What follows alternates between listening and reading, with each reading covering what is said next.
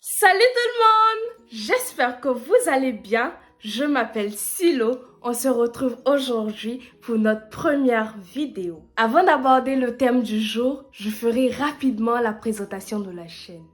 Alors, Afrique Réveil se propose de vous partager des moments historiques, légendaires, des contes, des poèmes, des écrits africains. C'est une équipe dont je fais partie. Je ne présenterai pas les autres membres. Vous aurez l'occasion de les connaître à travers les prochaines vidéos. Pour cette première, je vous propose une vidéo historique. Honneur au Ghana avec Jerry Rawlings. Avant tout propos, une mise au point s'impose à nous. Je parlerai d'un homme politique, mais aucun débat politique ni tribaliste ne sera autorisé en commentaire.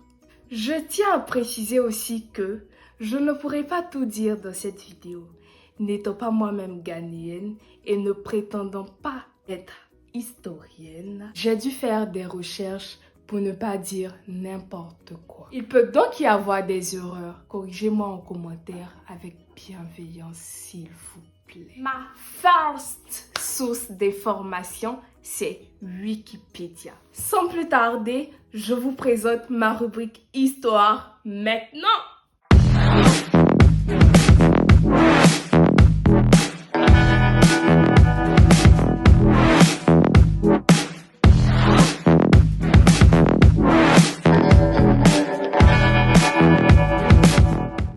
Accueilli à chaque fois en guest star, cet homme charismatique qui fut l'un des amis du Burkinabé, Thomas Sankara, disserte sur des thèmes qui lui sont chers: panafricanisme, bonne gouvernance, développement.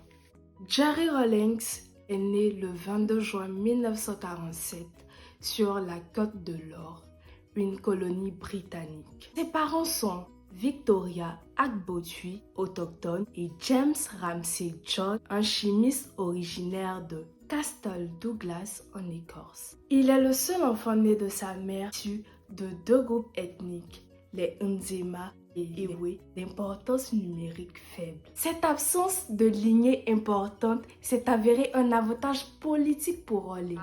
Elle a libéré des pressions familiales et tribales. Il fréquente l'école Hashimota à Accra, où il rencontre Nana Konadu Adjemang, à qui il se marie.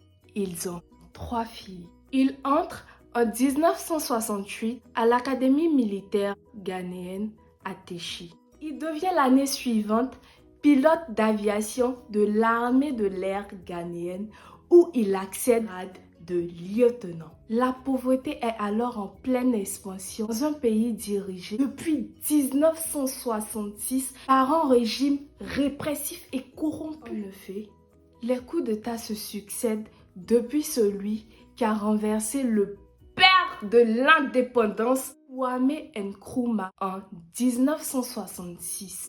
Ainsi, le jeune pilote de l'armée de l'air qu'il est devenu, un rêve d'enfant, avoue-t-il dans un documentaire lui a consacré par la chaîne chinoise CGNT Africa, est jugé avec d'autres compagnons d'armes pour tentative de coup d'État. C'est d'ailleurs sa première tentative le 15 juin 1979. Cette tentative échoue malheureusement ou heureusement. Il est condamné à mort et son procès est rendu public. Avant qu'il ne puisse être exécuté, un autre groupe d'officiers subalternes de l'armée ghanéenne, dirigé par le major Waki Jan, renverse le gouvernement en place. Il libère également Rawlings et l'installe à la tête du nouveau gouvernement, AFCR, le Conseil des forces armées révolutionnaires. Le 24 septembre 1979, il cède le pouvoir à un gouvernement civil mené par le président Liman. En effet, sa lucidité politique explique un parcours singulier dans un paysage politique africain marqué par des héros qui finissent par être des bourreaux, conspués et chassés du pouvoir par le peuple. Mais 2 ans plus tard, mécontent du régime politique qu'il estime de corrompu, Jerry Rawlings décide de reprendre les choses en main et déloge le président Lyman. Et cela le 31 décembre 1981 par un nouveau coup d'État. Il forme alors le Conseil national provisoire de défense, NDC, et dirige le Ghana fermement jusqu'à l'avènement du multipartisme au début des années 90. En effet, il ne se réclame ni du marxisme ni du capitalisme, mais confronté à une crise économique, il applique à partir de 1983 une politique libérale économique répondant aux souhaits du Fonds monétaire international et de la Banque mondiale, lesquels accordent des prêts en échange. Mais il renoue cependant avec les positions panafricaines et tiers-mondistes du père de l'indépendance ghanéenne, Kwame Nkrumah. Opposé à tous les exploiteurs en griffe de l'Afrique, il se rapproche de Cuba et de la Libye. Il est également proche, comme je l'ai dit en introduction, du président du Burkina Faso, Thomas Sankara.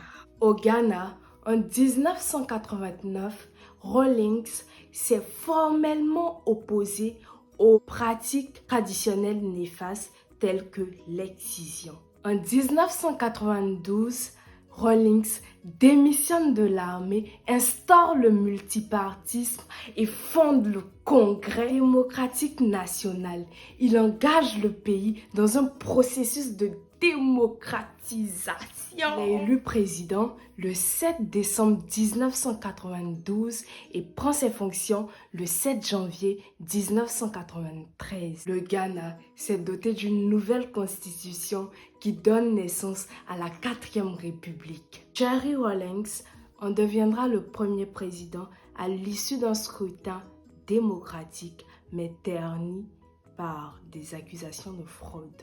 4 ans plus tard, les Ghanéens lui offrent un deuxième mandat qui s'achève en 2000. En effet, le 7 décembre 1996, il est réélu à la présidence du Ghana. Il entame son second mandat le 7 janvier 1997. Après 2 mandats, la limite prévue par la constitution ghanéenne, Rawlings entérine la candidature de son vice-président John Atta Mills en 2000 à la présidence au nom de son parti. Mais le 7 décembre 2000, c'est le candidat de l'opposition du nouveau parti patriotique NPP qui est élu à la présidence, John Kufuor. L'alternance est pacifique.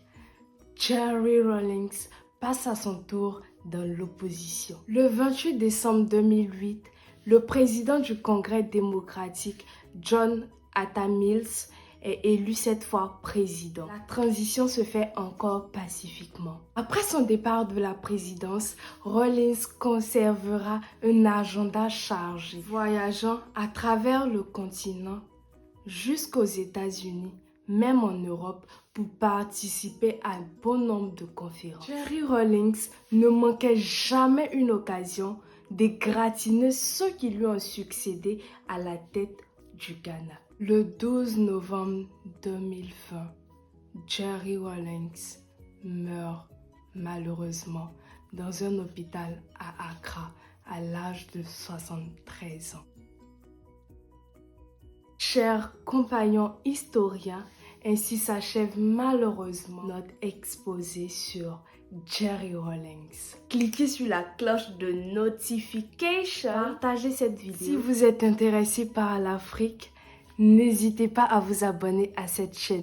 Abonnez-vous aussi à tous les autres comptes de Afrique Réveil sur Twitter, Instagram, Facebook. À très bientôt. Big Zou.